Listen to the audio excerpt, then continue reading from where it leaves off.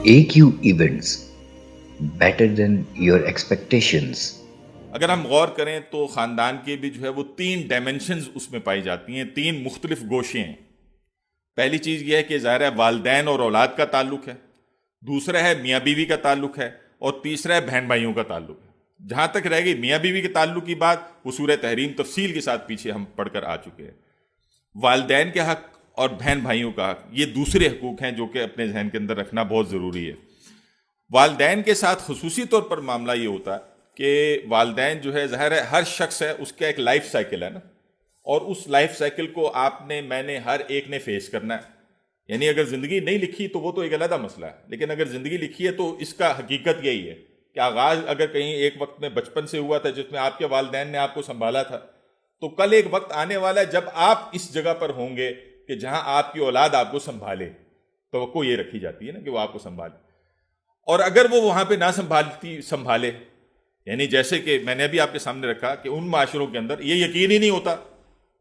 کیا ہوتا ہے 18 سال کی عمر تو انہوں نے اپنی اولاد کو خود کک آؤٹ کیا تھا، اب آپ کیسے توقع رکھیں گے وہ آپ کو بڑھاپے میں آ کے سنبھالے؟ لہٰذا وہاں پر کرسمس ہے یا اس طرح کے ایونٹس پہ ہی بس انتظار اولڈ ہومز کے اندر جو والدین کر رہے ہوتے ہیں کہ اولاد اچھا، پھر ایسے والدین اپنی اولاد پر اپنے آپ کو انویسٹ بھی نہیں کرتے۔ کیوں کریں؟ ان کو خدشہ ہوتا ہے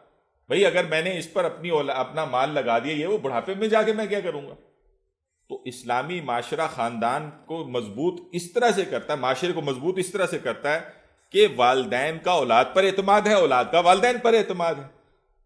لہٰذا والدین جو ہے وہ یعنی اب اس پوری شے کے ساتھ یعنی اللہ تعالیٰ ہدایت کر رہا ہے نا، یعنی اولاد کو ہدایت کر رہا ہے کہ وہ والدین کے ساتھ نیک سلوک کریں، یہ کریں۔ تو کیا مطلب ہے؟ دوسری طرف جو ہے والدین کے اندر اللہ تعالیٰ نے یہ چیز رکھی ہے،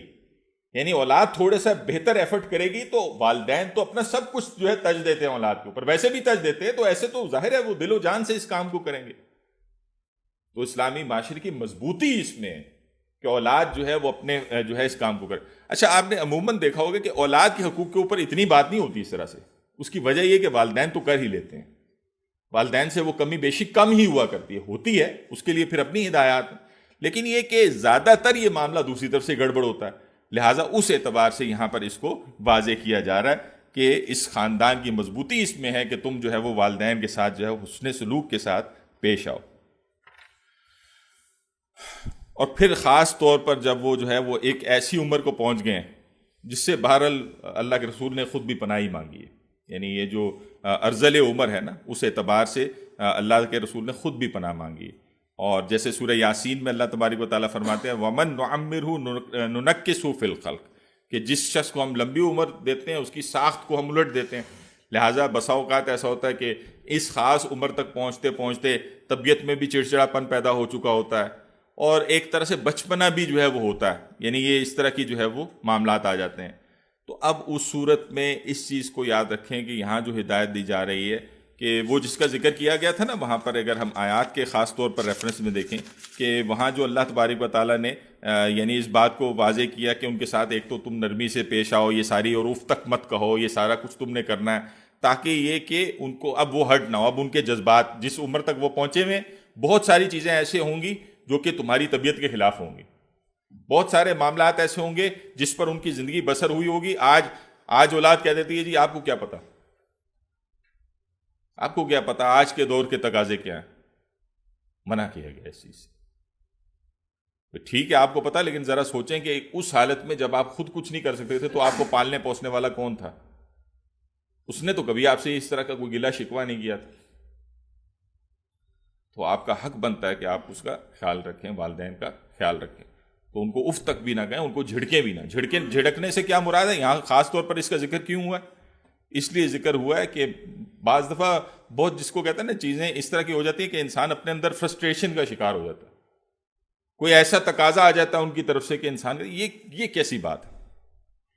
وہ ایک کلپ شاید پتہ نہیں آپ لوگوں نے بھی دیکھا کہ نہیں دیکھا، وہ ایک باپ تھا نا جو اپنے بچے سے پوچھتا ہے کہ بیٹا یہ کیا ہے؟ وہ کوا بیٹھا بتائے گی، کہا جی کوا ہے۔ دوسری دفعہ پوچھا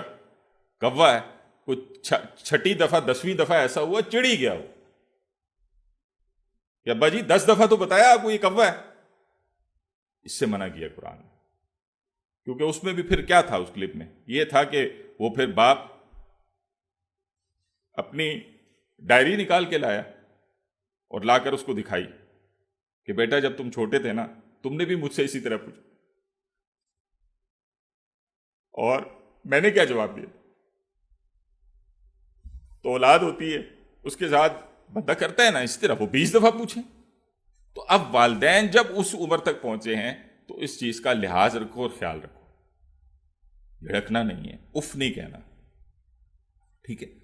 لیکن بسا اوقات ایسا ہو جاتا ہے کہ آپ ان کو جو ہے وہ یعنی ان کا حکم ماننے والا نہیں ہوتا، یعنی اب اس حالت کے اندر بہت ساری چیزیں جو ہے، اب مثال کے طور پر دوائی کھلانی ہے آپ نے، ٹھیک ہے، آپ کسی طریقے سے کھلائیں گے، آپ ان کو جھڑکیں گے نہیں، یہ نہیں ہے، آپ وہ نہیں مان رہے لیکن آپ نے کرنا ہے۔ یہی ہے کہ بعض دفعہ کچھ ایسی فرمائش آ گئی ہے آپ اس فرمائش کو پورا نہیں کر سکتے، آپ کی مالی اجازت یعنی حالات اجازت نہیں دیتے، یا اور کوئی معاملہ ہے وہ سمجھنے ضروری ہے،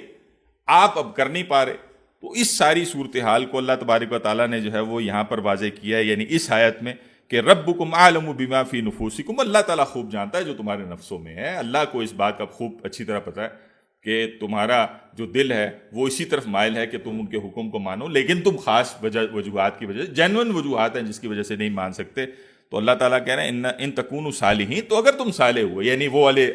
رویے تم نے نہ اختیار کیے، فإنہ کان للأوابین غفورا، تو جو رجوع کرنے والا اللہ تعالیٰ کی طرف، اللہ تعالیٰ بھی بڑا بخشنے والا، اللہ کو پتہ ہے، یعنی یہ کوئی حکم عدولی نہیں ہوگی، یہ کوئی ایسا نہیں ہے کہ والدین کی نافرمانی نہیں ہے، ایسے معاملات نہیں ہیں۔ تو یہ ہے وہ جو کہ گھر، یعنی آپ اس میں دیکھیں کہ اس کو مضبوط، اچھا پھر اس مضبوطی کے ساتھ ایک چیز کو بہت پختگی کے ساتھ کھڑا کر دیا گیا ہے، اور وہ ہے اللہ کے ساتھ رجوع، اور وہ خاص طور پر وہ دعا جو آپ اپنے والدین کے لیے کرتے ہیں، اور وہ بہت خوبصورت الفاظ ہیں، رب ارحمہما کما ربیانی صغیرا، کہ اللہ تو اب ان پر رحم کر کہ جب میں چھوٹا سا تھا نا تو ان کا رحم مجھ پر تھا۔ یعنی انسان کا بچہ دنیا کا وہ واحد ہی بچہ ہے کہ آپ دیکھیں کہ وہ کتنا وقت اس کا ایسا گزرتا ہے جس میں وہ ہل کے کچھ کر ہی نہیں سکتا، ایون اپنی منہ کی ضرورت یعنی بھوک کو نہیں پورا کر سکتا۔ باقی تو جانوروں کے معاملات تو آپ بڑے مختلف دیکھتے ہیں، چند ہی گھنٹوں کے اندر وہ گرتے پڑتے، کچھ ادھر سے کھا لیا، کچھ اور معاملات کر لیے۔ انسان کا بچہ تو ایسا نہیں ہوتا۔ اب ان کے ساتھ جو انہوں نے وقت گزارا والدین نے، اور اس مشقت میں وہ جو والدہ جو پوری رات جاگی رہی کہ بچے نے جو ہے وہ بستر ہی گیلا کر دیا، سردی کی رات ہے اور سارے معاملات ہیں، لیکن اس نے کیا ہے۔ اچھا پھر وہ جو والد ہے کہ جو دن رات جو ہے ان کی فکر میں لگا رہا کہ یہ بیمار نہ ہو جائیں، ذرا سا کچھ ہوتا ہے لے کے بھاگتا ہے۔ تو آج یعنی وہ جب تم پر رحم کر رہے تھے تو آج وہ اس بات کے محتاج ہیں کہ تم ان پر رحم کرو، لیکن تم خود نہیں ذاتی طور پر کیا رحم کر سکتے ہو، وہ اللہ ہے جو تمہیں بھی ہدایت دے، اور اللہ ہی سے مانگ رہے ہو کہ اللہ تو ان پر رحم فرما، جیسے کہ انہوں نے مجھ پر رحم کیا تھا، تو ان کے لیے جو ہے معاملات کو بہترین کر دے۔ یہ ہے وہ، دیکھیں کتنا خوبصورت اللہ تبارک و تعالیٰ نے ایک معاشرے کا تصور دیا ہے اور اس عمل صالح کو واضح کیا ہے۔